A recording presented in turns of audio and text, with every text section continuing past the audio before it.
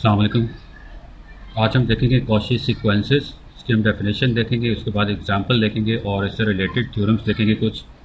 Cauchy sequence, a sequence x equal xn, a sequence x equal xn is called a Cauchy sequence if for all epsilon greater than 0 there exists some natural number h depending upon epsilon.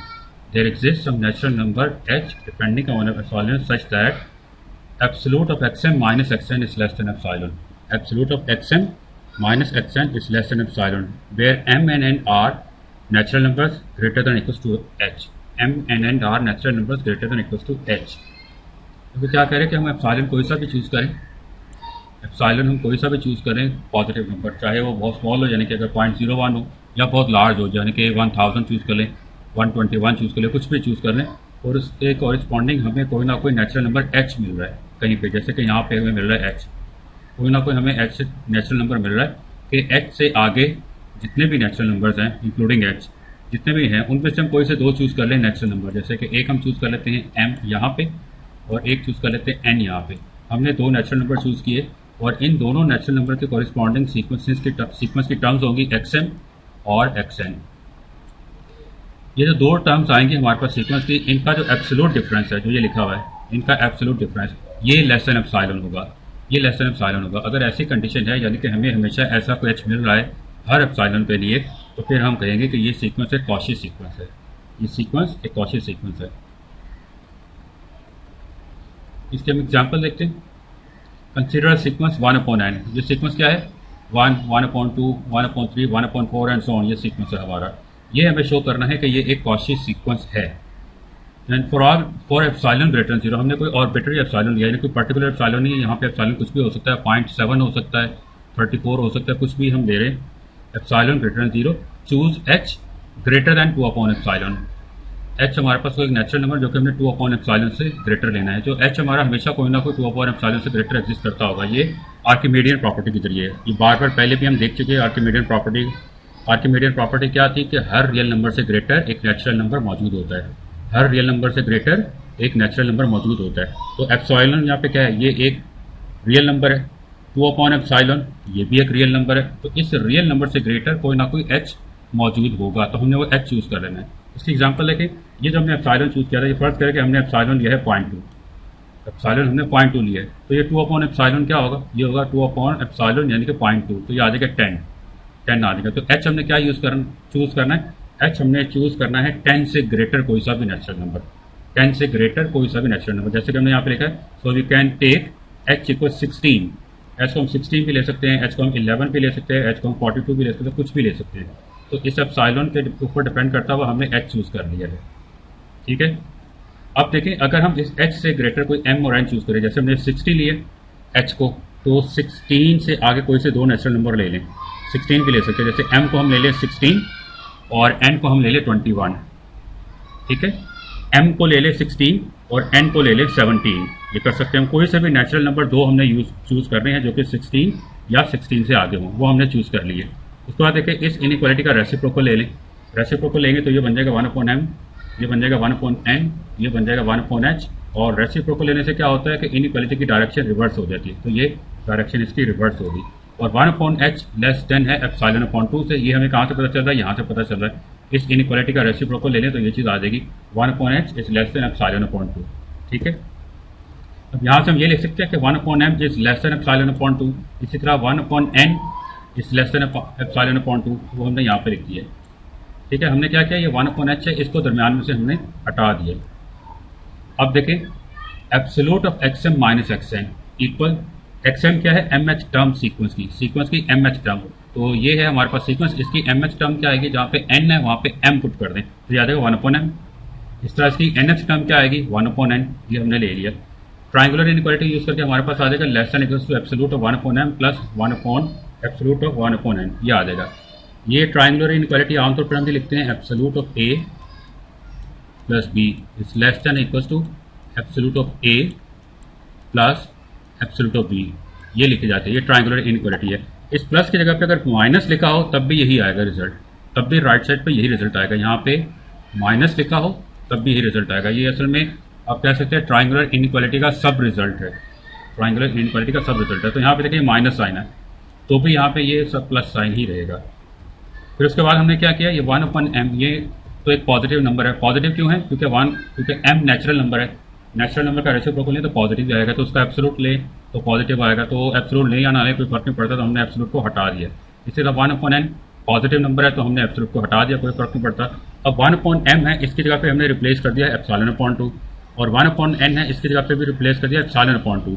अब ये हमें पता है कि 1/m एप्सिलॉन/2 से less है, ये यहाँ से पता चल रहा है। इसी तरह 1/n ये एप्सिलॉन/2 से लेस है, यानी कि हमने किया क्या है कि इन दोनों की जगह पे हमने जो रिप्लेस किए हैं नंबर्स, ये दोनों नंबर्स ग्रेटर हैं इन दोनों से, लिहाजा ये एक्सप्रेशन ग्रेटर हो जाएगा, ये एक्सप्रेशन ग्रेटर हो जाएगा। तो ये ऐड होकर क्या आ जाएंगे दोनों, ये ऐड होकर आ जाएगा एप्सिलॉन। तो लेफ्ट मोस्ट पे हमारे पास क्या लिखा है, absolute of xm minus xn, और राइट मोस्ट पे हमारे पास है एप्सिलॉन, और दरमियान में ये एक बार आगे है लेस, तो ये लेस देन की सिंबल आएगी यहाँ पे। ये इनइक्वालिटी अब ट्रू किसके लिए है, ये इनइक्वालिटी ट्रू है नेचुरल नंबर m और n के लिए। और कौन से नेचुरल नंबर? सिर्फ वो नेचुरल नंबर जो कि h से ग्रेटर है या h के इक्वल है, जो कि h से ग्रेटर है या h के इक्वल है उनसे, ठीक है। तो ये जो हमने एप्सिलॉन चूज किया था, ये हमने कोई पर्टिकुलर चूज नहीं किया था, हमने कहा था एप्सिलॉन कुछ भी हो सकता है, ठीक है। तो since epsilon greater than 0 is arbitrary, so 1/n is a Cauchy sequence, ठीक है। ये इनइक्वालिटी होल्ड कर रही है तमाम एप्सिलॉन के लिए, यानी हम कोई सा भी एप्सिलॉन चूज करें उसके कॉरेस्पॉन्डिंग हमें कोई ना कोई h लाजमी मिलेगा कि ये इनइक्वालिटी होल्ड करे। जैसे हमने यहाँ पे एग्जांपल भी दी थी कि अगर एप्सिलॉन 0.2 हो, एप्सिलॉन अगर 0.2 तो हम h को 16 ले लेते हैं, h को 16 लेंगे तो m और n हम क्या चूज करें, m 20 ले लेते हैं और n 40 ले लेते हैं, ठीक है। m और n कुछ भी ले सकते हैं हम, 16 या 16 से आगे। तो फिर ये देखें m और n ग्रेटर देन h है, यही कहा था ना कि h से ग्रेटर होने चाहिए या फिर इक्वल भी पॉसिबली हो सकते हैं।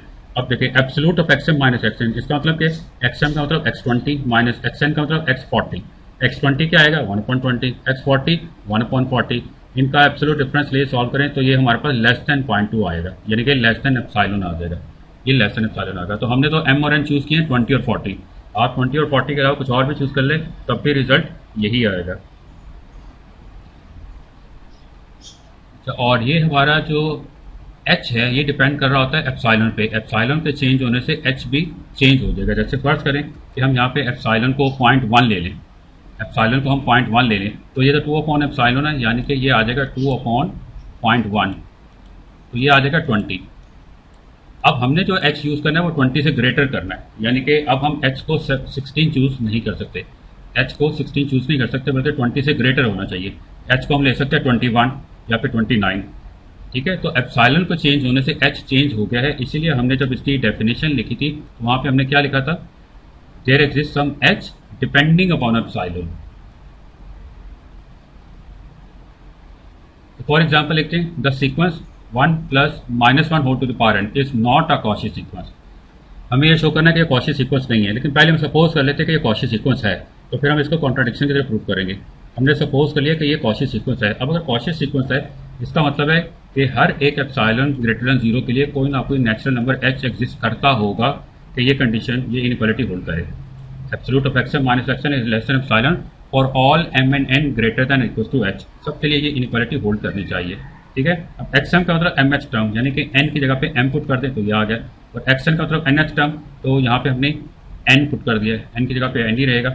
ये 1 और -1 कैंसिल हो जाएंगे, बाकी रह जाएगा -1 टू द पावर n, ये आ गया -1 और यहाँ से ये आ जाएगा -1 टू द पावर n, ठीक है।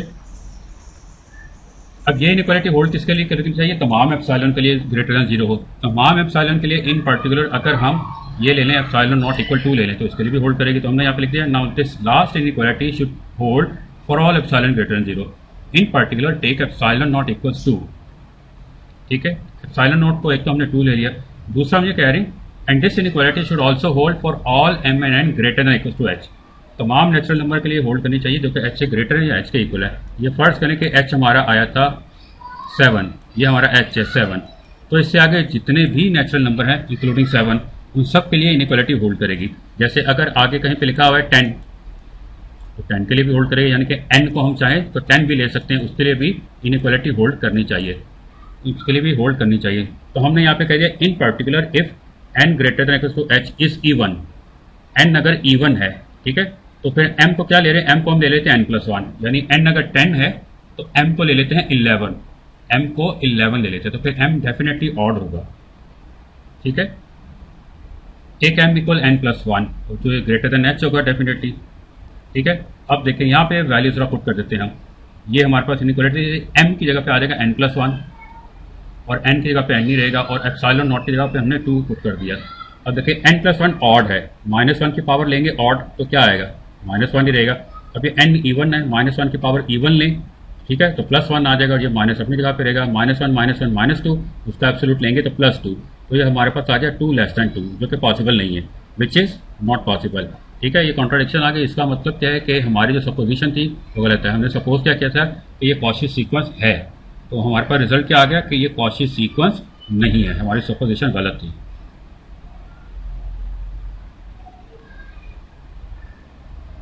थ्योरम है, a convergent sequence is always a Cauchy sequence. A convergent sequence is always a Cauchy sequence. इसका वैसे कन्वर्स भी ट्रू है, यानी कि हर कॉची सीक्वेंस कन्वर्जेंट भी होता है, लेकिन इसका कन्वर्स अभी हम नहीं कर रहे। अभी हम सिर्फ ये प्रूव कर रहे हैं कि कन्वर्जेंट सीक्वेंस हमेशा कॉची सीक्वेंस होता है। तो प्रूफ इसका स्टार्ट करते हैं। हमने कहते हैं let limit x equal x, यानी कि हम एक सीक्वेंस ले रहे हैं x जो कि कन्वर्जेंट है, जो कि x पे कन्वर्ट कर रहा है। ठीक है, we show that x is a Cauchy sequence. Take epsilon greater than 0, हमने एप्सिलॉन ग्रेटर देन 0 ले लिया। अब होना क्या चाहिए, कॉची सीक्वेंस की डेफिनेशन क्या थी कि हर एप्सिलॉन ग्रेटर देन 0 के लिए कोई ना कोई नेचुरल नंबर h एग्जिस्ट करना चाहिए कि ये इनइक्वालिटी होल्ड करे। Absolute of xm minus xn less than epsilon, और m और n क्या है, नेचुरल नंबर है जो कि h से ग्रेटर या इसके इक्वल है। ठीक है, तो यहां पर भी हमने एप्सिलॉन ग्रेटर देन 0 तो ले लिया। अब हमारे पास कोई ना कोई नेचुरल नंबर h आना चाहिए, h आना चाहिए जो कि इस कंडीशन को सेटिस्फाई करे। Absolute of xm minus xn less than epsilon for all m and n greater than equal to h, ये आना चाहिए हमारे पास। पहले तो देखें, अगर एप्सिलॉन ग्रेटर देन 0 है तो डेफिनेटली एप्सिलॉन अपॉन 2 भी ग्रेटर देन 0 है। ठीक है, ये ग्रेटर देन 0 है, और ये सीक्वेंस कन्वर्जेंट है। कन्वर्जेंट है तो इसका मतलब है हमारे पास कोई ना कोई नेचुरल नंबर k एग्जिस्ट कर रहा होगा depending upon this epsilon upon 2। कोई ना कोई नेचुरल नंबर एग्जिस्ट कर रहा होगा सच that absolute of xn minus x is less than epsilon upon 2। ठीक है, ये सीक्वेंस कन्वर्ट कर रहा है x के ऊपर, किसके लिए, for all n greater than equal to k। ठीक है, तो साथ ही हम ये भी लिख सकते हैं absolute of xm minus xn less than epsilon upon 2 for all m greater than equal to k। हमने किया क्या कि हमने इसी एक ही चीज को 2 बार लिखा है, ये दोनों एक ही जैसी चीज है। ये पहली इनइक्वालिटी होल्ड कर रही है किसके लिए, जो नेचुरल नंबर k से ग्रेटर है या इक्वल है, और दूसरी इनइक्वालिटी होल्ड कर रही है किसके लिए, जो नेचुरल नंबर k के इक्वल है या ग्रेटर है। तो दोनों असल में एक ही चीज है, ये दोनों एक ही चीज है। ठीक है, हमने किया कि कन्वर्जन का मतलब ये होता है ना कि हर एप्सिलॉन के कॉरेस्पॉन्डिंग हमें कोई एक नेचुरल नंबर k मिलेगा कि इससे आगे कोई सा भी हम नेचुरल नंबर ले लें n, तो हमारे पास ये एक कंडीशन होल्ड करनी चाहिए, absolute of xn minus x is less than epsilon, ये होना चाहिए। अब k से आगे तमाम नेचुरल नंबर के लिए होल्ड करनी चाहिए ना कंडीशन, तो एक बार अगर हमने n लिया उसके लिए भी होल्ड करनी चाहिए, एक बार अगर हमने m लिया तो उसके लिए भी होल्ड करनी चाहिए, यानी कि xm minus x is less than epsilon, और एक बार अगर हमने कहीं पे s ले लिया तो उसके लिए भी होल्ड करनी चाहिए, absolute of s minus x is less than epsilon.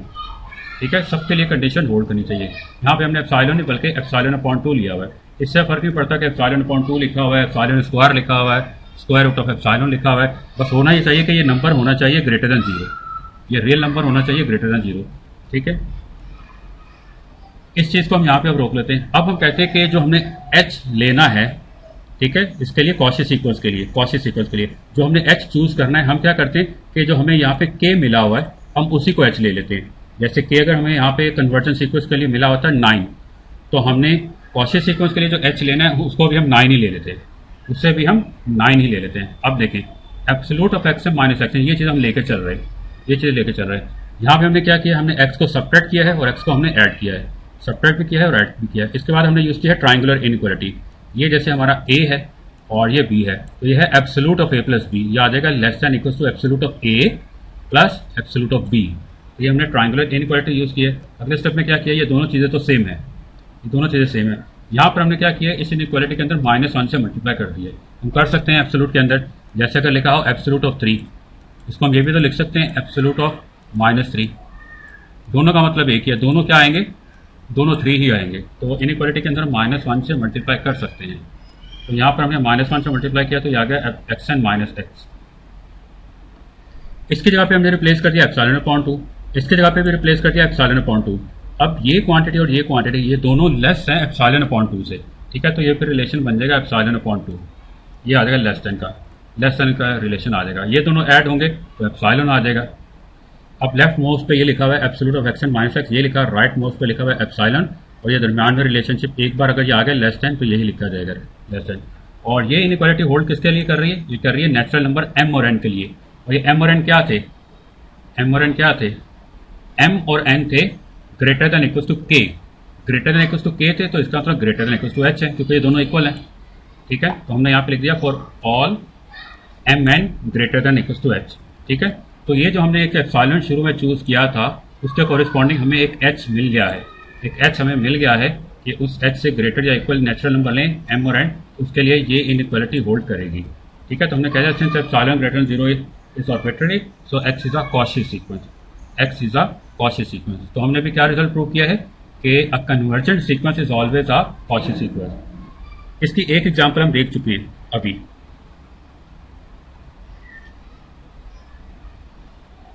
ये सीक्वेंस हमने लिया था पहले, ये 1/n, ये हम पहले लेक्चर में प्रूव कर चुके हैं वीडियो लेक्चर में कि ये एक कन्वर्जेंट सीक्वेंस है और ये कन्वर्ट करता है 0 पे, ये 0 पे कन्वर्ट करता है। और इसको भी हमने प्रूव कर दिया कि ये कॉची सीक्वेंस भी है, ये कॉची सीक्वेंस भी है। एक और हम एग्जांपल लेते हैं सीक्वेंस की जो कन्वर्जेंट है और वो कॉची सीक्वेंस भी है, ये हम एग्जांपल ले रहे हैं, ये भी हम पहले कर चुके हैं। We proved earlier that limit 3n+2 divided by n+1 equals 3, ठीक है। मतलब ये कि ये जो सीक्वेंस है ये 3 पे कन्वर्ट कर रहा है, यानी कि ये एक कन्वर्जेंट सीक्वेंस है, ठीक है। That is this sequence x is convergent.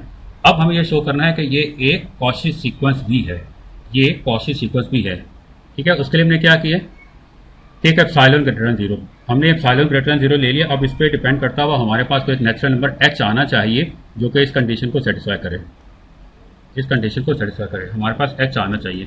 पहले तो हमने ये कह दिया कि अगर एप्सिलॉन ग्रेटर देन 0 है तो 2/एप्सिलॉन भी ग्रेटर देन 0 होगा, 2/एप्सिलॉन भी ग्रेटर देन 0 होगा। जैसे अगर एप्सिलॉन को 1 ले लें तो 2/एप्सिलॉन क्या आ जाएगा, 2 आ जाएगा, तो ये ग्रेटर देन 0 ही है, ठीक है। And by Archimedean property there exist a natural number h such that h is greater than 2/एप्सिलॉन। ये हम बार बार यूज कर रहे हैं आर्किमीडियन प्रॉपर्टी, कन्वर्जेंट सीक्वेंसेस में भी हम बार बार यूज कर रहे थे और या कॉची सीक्वेंसेस में भी यूज कर रहे हैं। आर्किमीडियन प्रॉपर्टी क्या है, आसान अल्फाज में कि हर रियल नंबर से ग्रेटर एक नेचुरल नंबर लाजमी मौजूद होता है।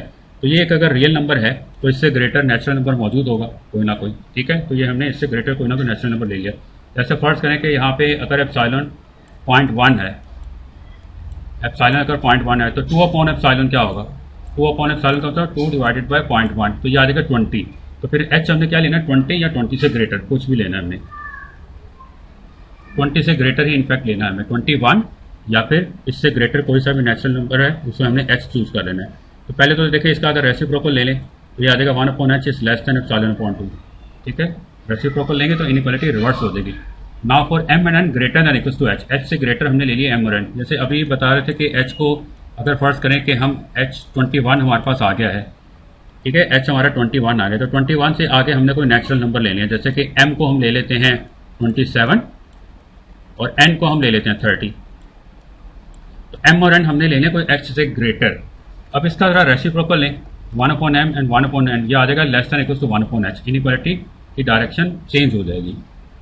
अब देखें absolute of xm minus xn, xm क्या होगा, mh टर्म, mh टर्म के लिए क्या करेंगे कि ये जो हमें सीक्वेंस गिवन है इसमें n की जगह पे m रिप्लेस कर दें तो ये आ जाएगा। इसी तरह से माइनस xn, xn की जगह पे ये टर्म आ जाएगी। इसका हमने एलसीएम लिया, सिंप्लीफाई किया तो हमारे पास ये चीज़ आ गई, ठीक है।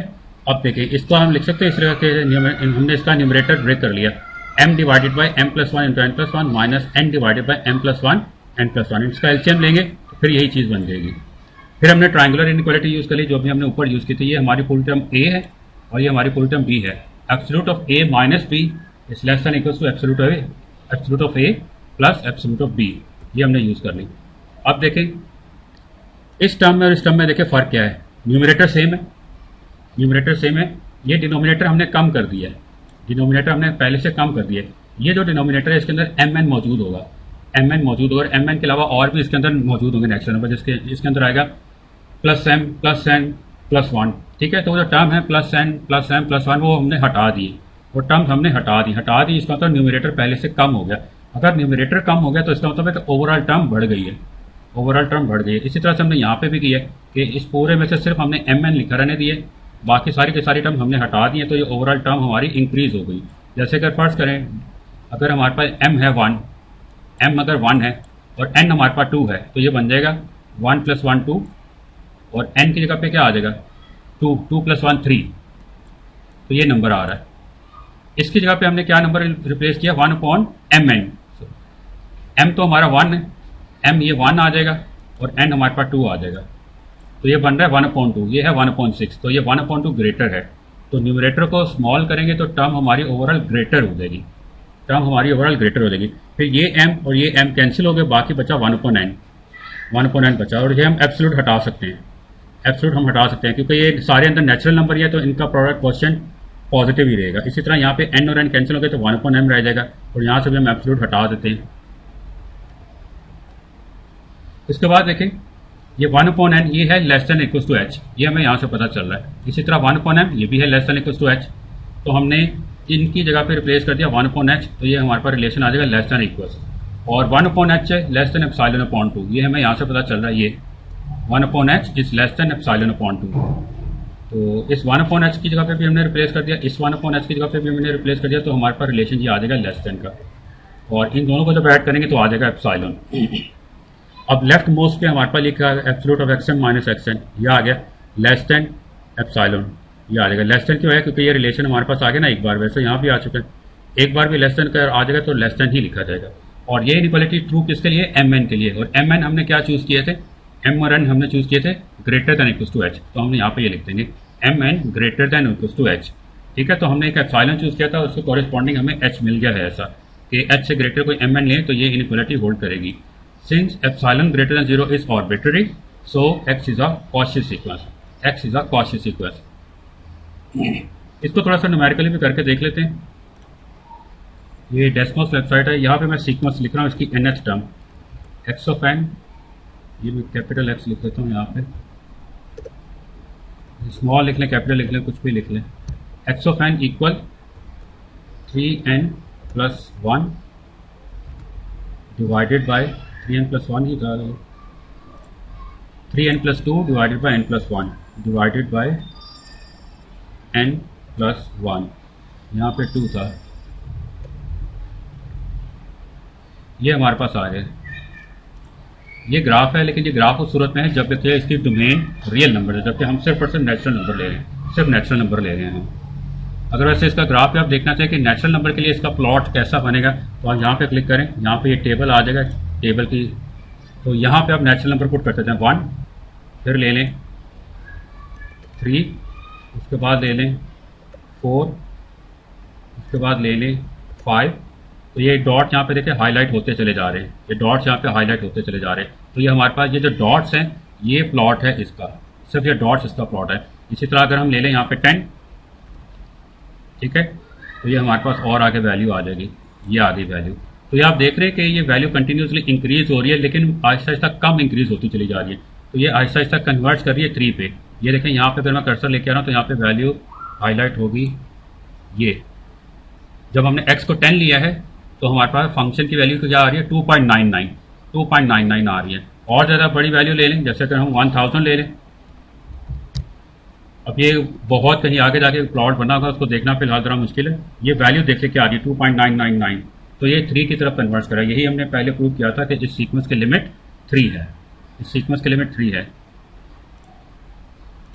अब जरा देख लेते कि जो हम ले रहे थे इनका डिफरेंस, ये चीज़ लिख रहा हूं मैं कि ये जो हम डिफरेंस ले रहे थे xm माइनस xn, ये x of m minus x of n, ये लेना है, और हमें इसका क्या लेना है, एब्सोल्यूट डिफरेंस लेना है। तो उसके लिए लिखेंगे एब्सोल्यूट के लिए ABS, यहाँ पे ब्रैकेट लगाएं और यहाँ पे ब्रैकेट लगाएं, ठीक है। m और n क्या है, ये अभी हम वैल्यूज यहाँ पे देते हैं, अभी हम इनकी वैल्यूज देंगे।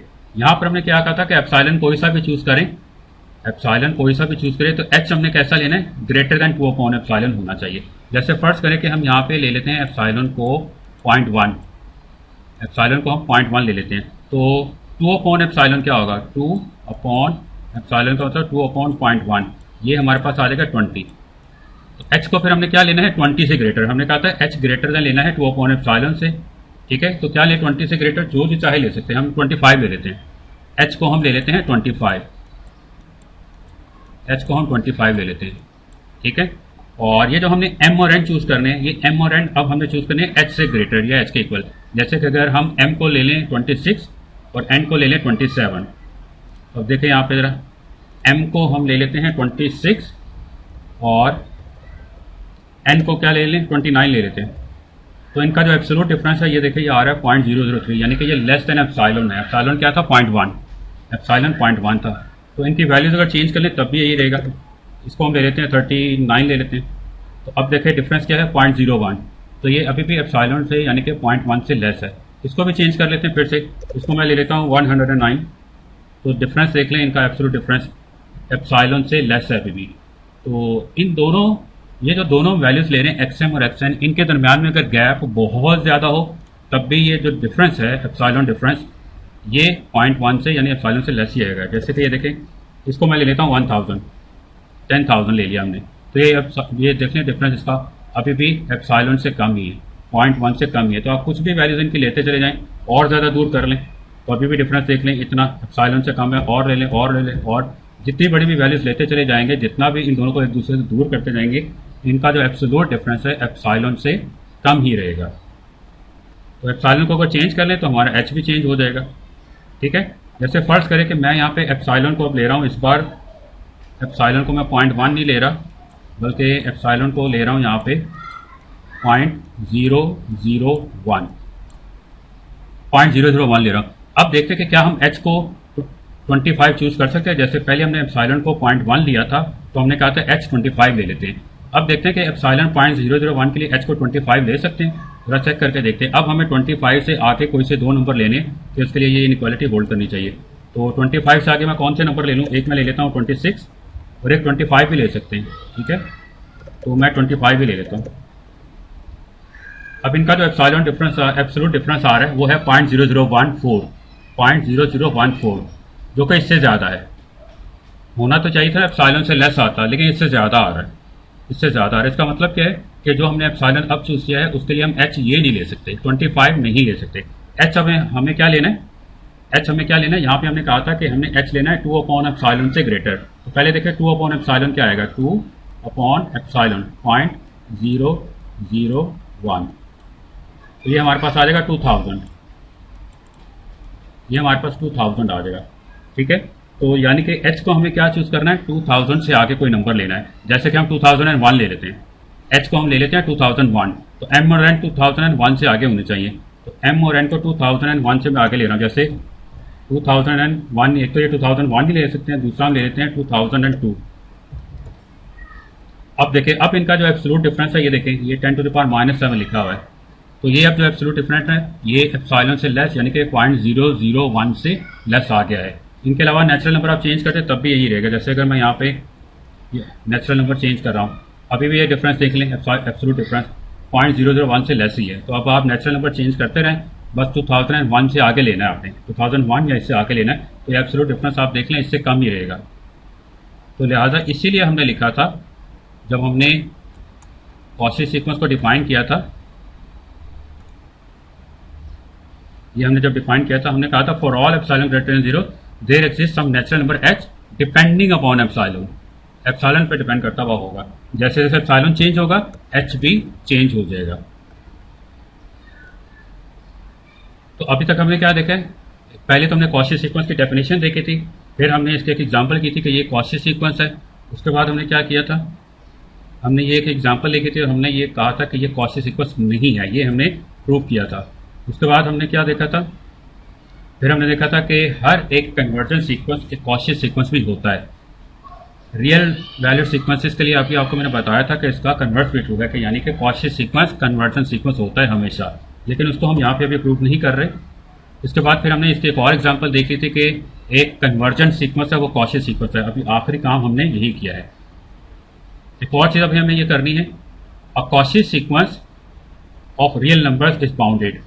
कॉची सीक्वेंस हमेशा बाउंडेड होता है। इससे पहले हम ये प्रूव कर चुके हैं कि कन्वर्जेंट सीक्वेंस हमेशा बाउंडेड होता है, पहले एक वीडियो लेक्चर में। आज हम ये प्रूव करेंगे कि कॉची सीक्वेंस भी हमेशा बाउंडेड होता है। Let X be a Cauchy sequence. अब अगर ये कॉशी सीक्वेंस है तो इसका मतलब है कि एप्सिलॉन कोई सा भी ले नॉन जीरो, उसके लिए हमारे पास ये कंडीशन होनी चाहिए X M minus X N less than 1 for all M N greater than equals to H. कोई ना कोई हमारे पास एच एक्सिस्ट करना चाहिए। तो हमने कहा दिया कि एप्सिलॉन को 1 ले रहे हैं तो ग्रेटर देन 0 है। इसका मतलब then there exist a natural number H depending upon 1 such that absolute of X M minus X N is less than epsilon यानी कि 1 for all M N greater than equals to H. ठीक है, ये condition तो hold करेगी। क्यों करेगी? क्योंकि हम एक्स को कॉशी सीक्वेंस से ले रहे हैं। तो इसका मतलब है कि ये चीज़ हमें कोई प्रूफ करने की जरूरत नहीं है, ये हम गिवन लेके चलेंगे। ये हम गिवन लेके चलेंगे कि हर एप्सिलॉन के लिए एच मौजूद होता है। तो एन, तो अगर हमने एप्सिलॉन को 1 लिया है तो उसके कॉरेस्पॉन्डिंग भी कोई ना कोई एच मौजूद होगा कि ये इनइक्वालिटी होल्ड कर रही हो।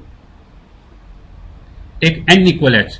ठीक है, अब देखिए ये जो इनइक्वालिटी होल्ड कर रही है ये तमाम के तमाम नेचुरल नंबर के लिए कर रही है जो कि एच से आगे हैं या एच है। जैसे कि एच फर्ज करें कि हमें यहाँ पे मिला था और एच फर्ज करें कि हमारा 10 था, तो ये इनइक्वालिटी होल्ड कर रही है तमाम नेचुरल नंबर के लिए जो कि 10 या 10 से आगे हैं।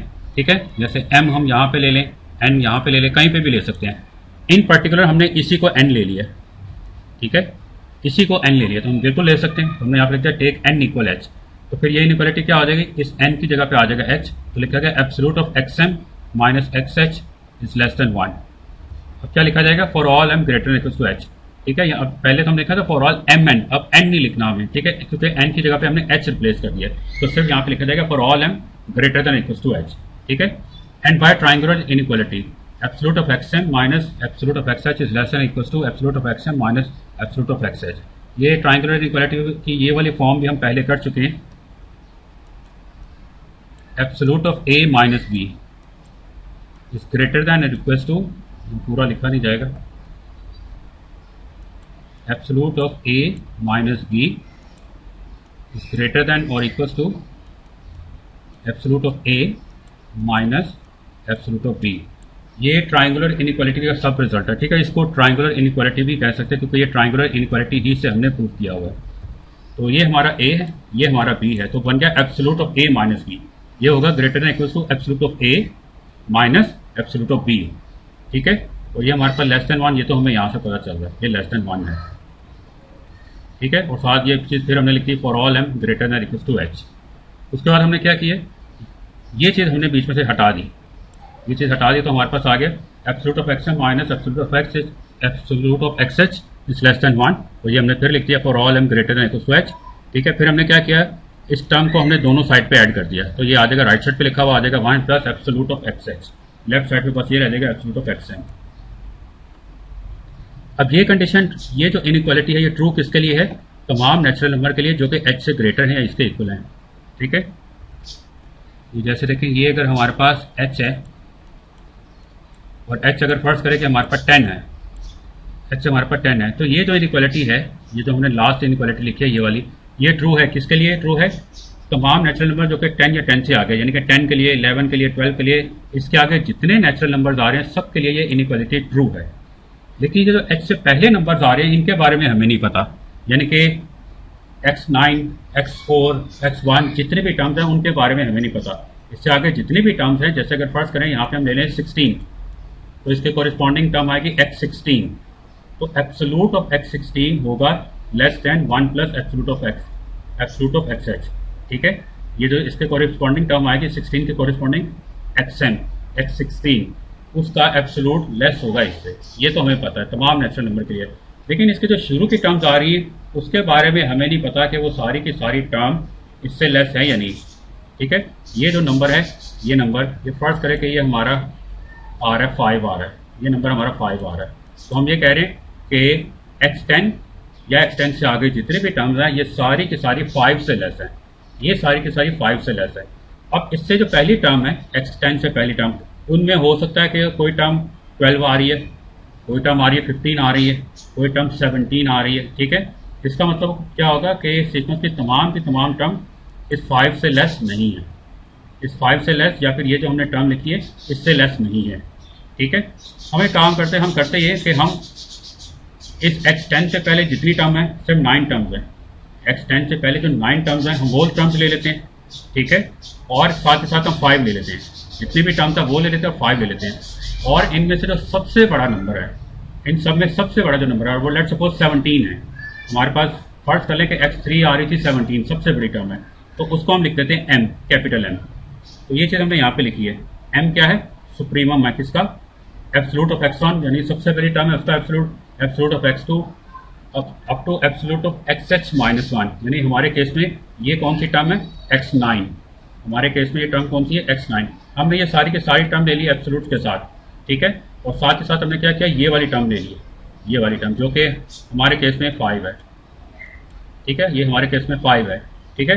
तो इन सारी टर्म में से जो सबसे बड़ी वैल्यू है वो हमने कंसीडर कर ली, इसको हमने कह दिया एम। जैसे फर्ज करें कि सबसे बड़ी टर्म ये है एब्सोल्यूट ऑफ x2 और ये 17 है, ये 17 है, तो हमने क्या किया?